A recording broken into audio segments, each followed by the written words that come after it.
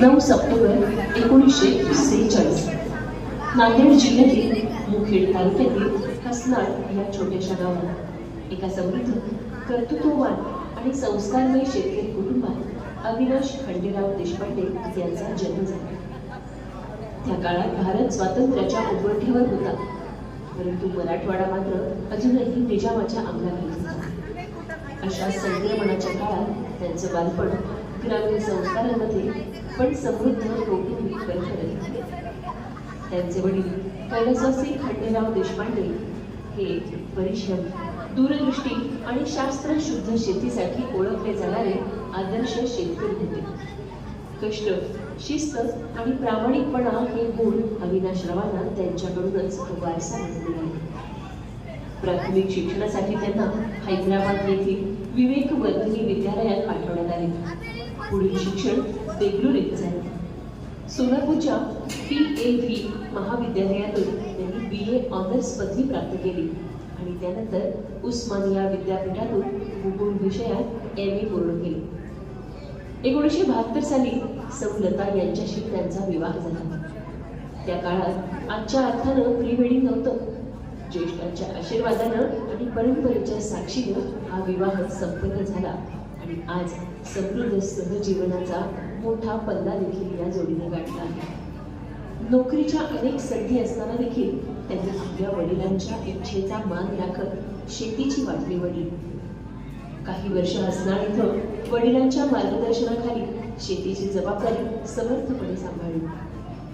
मुलांच्या शिक्षणासाठी 1976 मध्ये त्यांनी देगलूर इथे संसार घातला आणि पुढील अनेक दशकांमध्ये देगलूरकरांनी त्यांना प्रेमाने, स्नेहाने आणि सन्मानाने हसनाळकर भाऊजी म्हणून आपलंच केले. आजही देगलूरमधील लोक त्यांना प्रेमाने भाऊजी म्हणून ओळखतात. पत्रकारिता हा त्यांच्या आयुष्याला नवा आयाम देणारा टप्पा ठरला. देवगिरी तरुण भारत या दैनिकाचे तालुका प्रतिनिधी म्हणून त्यांनी काम सुरू केले आणि शब्दांच्या माध्यमातून असंख्य माणसं जोडली. समाज, शिक्षण, साहित्य, संस्कृती आणि विविध संस्थांमधील सक्रिय सहभागामुळे त्यांचा विशाल मित्र परिवार निर्माण झाला. आजही त्यांची ओळख ज्येष्ठ पत्रकार म्हणून आदराने आणि अभिमानाने करून दिली जाते. आयुष्यानं त्यांना सुखाबरोबरच मोठी दुःख देखील दिली. 1996 मध्ये वडिलांचं निधन झालं आणि एका आदर्श शेतकऱ्याच्या पर्वाचा अंत झाला. या दुःखातून सावरत असतानाच काही वर्षात त्यांचा गुणी होतकरू मुलगा अनुराग एका दुर्दैवी अपघातात कायमचा दूर गेला. हा आघात मात्र मन हेलावून टाकणारा होता. मात्र संकटात समोर न खचता त्यांनी धैर्यानं जीवनाला सामोरं जाण्याचा मार्ग निवडला.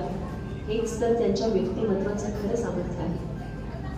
मुलगी सौवैभवी आणि मुलगा डॉक्टर विनीत यांच्या यशस्वी संसारात त्यांना समाधान लाभलं. सुनबाई गीतिका, नातू अमोघ आणि नात अथश्री यांच्या रूपाने घरात आनंदाची नवी पालखी फुटली. त्यांच्या जीवन प्रवासातील सर्वात मोठी साथीदार म्हणजे त्यांची अर्धांगिनी सौलता. हसनाळकरांच्या मोठ्या कुटुंबात पूर्ण समरस होत त्यांनी संसाराचा गाडा अत्यंत समर्थपणे सांभाळला. कोणत्याही कष्टाची तमा न बाळगता घरातल्या प्रत्येक व्यक्तीला आपलंसं करत त्यांनी आदर्श गृहिणी, सून आणि सहचारिणी म्हणून स्वतःची ओळख निर्माण केली. त्यांच्या सहवासामुळेच नेपाळ, केदारनाथ, बद्रीनाथ, काशी, अयोध्या, द्वारका, रामेश्वर आणि अनेक पवित्र तीर्थक्षेत्रांचं दर्शन घेतलं. जीवन अधिक समृद्ध आणि अनुभव संपन्न होत गेलं. आजही हसनाळकर देशपांडे घराण्याचं नाव परिसरात आदराने घेतलं जातं. त्यामागे अनेक पिढ्यांचे कष्ट, संस्कार आणि नात्यांची उब आहे. ती तेजस्वी परंपरा सन्मानाने जतन करणाऱ्या व्यक्तिमत्वांमध्ये श्री अविनाश खंडेराव देशपांडे आणि सौलताताई यांचं नाव विशेष आदराने घेतलं जातं. एका शेतकऱ्याच्या घरात जन्मलेला हा मुलगा शिक्षण, पत्रकारिता, समाजसेवा, नातेसंबंध आणि माणुसकीच्या बळावर असंख्यांच्या मनात घर करून राहिला आहे. त्यांच्या जीवन प्रवासात आपल्याला एकच संदेश मिळतो: संपत्तीपेक्षा माणसं कमवावी, पदापेक्षा विश्वास गमवावा आणि आयुष्य असं जगावं की तुमच्या नावाचा उच्चार जरी झाला तरी प्रत्येकाच्या मनात आपुलकी, स्नेह आणि आदर जागा झाला पाहिजे. अशा या व्यक्तिमत्वास पुढील आयुष्यासाठी अनेक अनेक शुभेच्छा.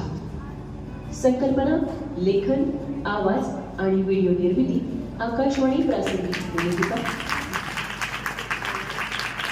व्हॉइस आर्टिस्ट, कंटेंट रायटर, व्याख्याती सावित्रीबाई फुले पुणे विद्यापीठ, बहिशाल विभाग, सौ विद्या जितेंद्र जोशी, चिंचवड, पुणे.